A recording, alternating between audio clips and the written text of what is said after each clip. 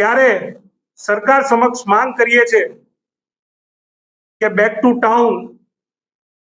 જે કન્ટેનરો આવવાના છે તેની ઉપર વોર્ડ સરચાર્જ ન લગાવવામાં આવે અને એક્સપોર્ટરો માટે કોઈ સ્પેશિયલ પેકેજની જાહેરાત થાય, જેથી કરીને જે યુવાનો શોર્ટ ટર્મ કોર્સિસ કરીને એક્સપોર્ટ ઇમ્પોર્ટના ધંધામાં આવ્યા છે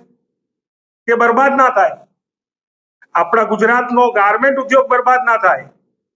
આપણા ગુજરાતમાંથી ક્યાંક બટેકા ક્યાંક તરબૂચ એક્સપોર્ટ થતા હોય તે ઉદ્યોગો જોડે શાકભાજી એક્સપોર્ટ થતી હોય, માછલીઓ એક્સપોર્ટ થતી હોય, તેવા પેરિશેબલ ગુડ્સનું બિઝનેસ કરનારા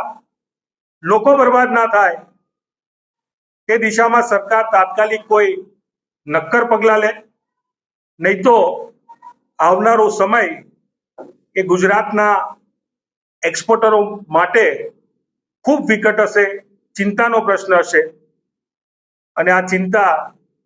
ઘણા બધા પરિવારોને બરબાદ કરી નાખશે.